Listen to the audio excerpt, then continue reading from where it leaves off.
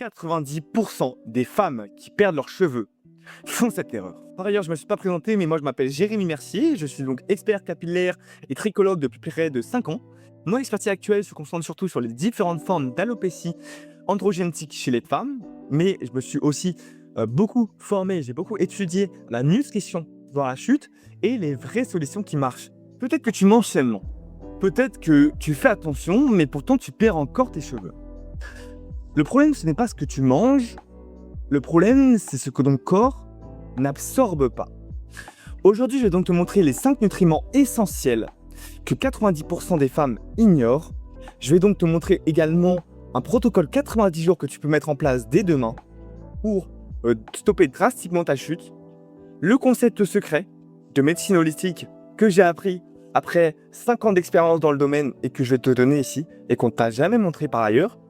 Et enfin, les 3 ennemis qui sabotent ta repousse. Donc, avant de commencer la vidéo, il faut que tu comprennes un concept qui est essentiel, un concept qui est fondamental. En médecine holistique, on dit que le cheveu est un tissu non essentiel. Ça veut dire quoi? Que si ton corps manque de quoi que ce soit, il coupe les vivres aux cheveux en premier pour nourrir ton cœur, ton cerveau et tes organes vitaux. Tes cheveux sont littéralement le baromètre de ta santé interne. Bon, on va directement partir. Donc, j'ai mis un petit schéma ici, d'ailleurs, par ailleurs. Je ne l'ai même pas montré, mais voilà. On a un schéma qui montre bien qu'en fait, tes cheveux, c'est la base de tout. Donc, on va directement pouvoir partir sur les 5 nutriments essentiels parce que j'ai pas envie de te faire perdre ton temps. Je vais te montrer directement ce qui marche pas. Aller directement à l'information et te donner les vraies informations. Surtout parce qu'on voit un peu d'informations partout. Mais il faut savoir démêler le vrai du faux. Et je suis là pour ça. Donc, nutriment numéro 1, le fer. Et là, attention. Donc, comme tu le sais, et tu as dû le voir passer un peu partout, la carence en fer est la cause numéro 1 de la chute de cheveux chez les femmes. Règle abondante, régime, grossesse, ton fer il s'épuise en silence. Mais voilà le piège et c'est là qu'on ne te dit pas tout. Ton médecin te dit que ton fer est normal alors que pour que tes cheveux poussent, il faut une ferritine au-dessus de 50. Idéalement même au-dessus de 70 microgrammes par litre. En dessous, tes cheveux, tes follicules, en fait, tout simplement, ils étouffent littéralement. En dessous, tes follicules étouffent littéralement. Maintenant, comment le corriger? Et là, c'est crucial. Le fer des épinards, ton corps en absorbe à peine 5%. Le fer du boudin noir ou de la viande rouge, voilà, c'est jusqu'à 25%, mais encore une fois, c'est très faible. Mais, ajoute de la vitamine C à ton repas, un filet de citron, ou alors un kiwi en dessert, et là, tu multiplies l'absorption du fer par ton corps par 3 à 6. Donc, on te vend le fait qu'il faut se supplémenter avec des compléments chers, alors que tu peux juste mettre en place une routine qui comprend les bons activateurs qui te permettent de mieux absorber le fer et donc de mieux absorber celui qui est contenu dans les aliments que tu peux acheter pour pas cher. Par contre, ça c'est à mentionner, le thé ou le café juste après manger, ça bloque totalement l'absorption du fer par ton corps. Donc attendre minimum 1 heure là-dessus, c'est vraiment très important. Nutriment numéro 2, les protéines. Ah, petite erreur. Les protéines. Et là, celle-là, elle est vicieuse. Ton cheveu est composé à 95% de kératine. C'est une protéine. Sans protéines suffisantes, il n'y a pas de matière première et donc il n'y a pas de cheveux. La cible, c'est donc entre 1,2 et 1,5 g de protéines par kilo de poids de corps par jour. Pour une femme de 60 kg, par exemple, ça fait minimum 72 g de protéines par jour. Donc tu manges peut-être un yaourt le matin, une salade le midi, et tu te demandes pourquoi tes cheveux tombent. Et voici la règle. 25 à 35 g de protéines par repas. Pas juste le soir. Un petit déjeuner de champion, par exemple, pour tes cheveux, ça serait 2 œufs. Ça te donne les acides aminés soufrés dont ta kératine a besoin, plus un yaourt grec. Et là, boum, 30 g de protéines et tes follicules te remercient. Nutriment numéro 3, la vitamine D. Le frein invisible. Donc la vitamine D, et là je vais être direct avec toi, 80% des femmes qui perdent leurs cheveux en ont un déficit. 80%. La vitamine D active littéralement les récepteurs de tes follicules. Sans elle, le cheveu ne sait même pas s'il doit pousser. Comment savoir? Fais doser ta 25 OH vitamine D. L'idéal pour les cheveux, c'est entre 50 et 70 nanogrammes par millilitre. Où est-ce qu'on peut en trouver? C'est simple, les poissons gras, donc 2 fois par semaine. Ça peut être saumon, sardines, maquereau. Et 15 minutes de soleil par jour sur les avant-bras. En hiver, tu dois tout supplémenter, c'est obligatoire. Donc voilà, on te vend le fait que là aussi, il faut supplémenter, alors qu'en fait, juste en mangeant des poissons gras minimum 2 fois par semaine et en exposant 15 minutes tes avant-bras au soleil, tu as ton quota de vitamine D.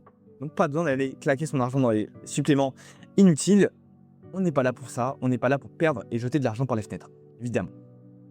Nutriment numéro 4, le zinc. C'est l'anti-DHT naturel. Le zinc, et là, c'est là que ça devient intéressant, ne fait pas que renforcer tes cheveux. Il bloque partiellement la 5-alpha-réductase. C'est l'enzyme qui transforme ta testostérone, même si tu es une femme, tu as de la testostérone, en DHT. La DHT, c'est l'hormone qui tue tes follicules dans l'alopécie androgénitique. En clair, le zinc est un anti-chute naturel que tu peux manger. La source ultime, c'est les huîtres. On est sur du 78 mg pour 100 g, et donc 6 huîtres est à ton quota de la semaine de zinc, tout simplement. Et si tu n'es pas fan des huîtres, on a aussi les graines de courge, une poignée par jour. Elles contiennent d'ailleurs en plus aussi de bêta-cytostérol qui renforce cet effet anti-DHT. Et donc là, on aura vraiment un quota qui sera rempli. Donc voilà, soit les huîtres 6, tu as ton quota de la semaine, soit une poignée de graines de courge tous les jours et c'est bon. Par contre, attention, pas trop de zinc parce que sinon ça entraîne juste une carence en cuivre et là, c'est pas bon non plus. Donc 15 à 35 à 30 plutôt on va dire milligrammes de zinc maximum par jour. Nutriment numéro 5, les oméga 3. Donc ça, les oméga 3, si ton cuir chevelu est inflammé, par exemple des démangeaisons, des pellicules, des rougeurs, tes follicules sont en mode survie, pas en mode pousse. Et ça, c'est ultra important. Les oméga 3, c'est un peu ton pompier interne. Ils éteignent l'inflammation et permettent aux cheveux de reprendre un cycle normal. Une étude sur 120 femmes a montré qu'après 6 mois de supplémentation en oméga 3, on voyait une augmentation significative de la densité capillaire. Comment avoir ton quota d'oméga 3 journalier?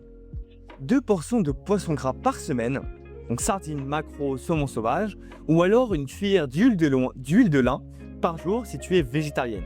Et là, c'est bon, t'es rempli là-dessus. Bon voilà, on a exploré les 5 nutriments essentiels à ta repousse. Maintenant, on va pouvoir voir directement et passer aux 3 ennemis qui sabotent ta repousse.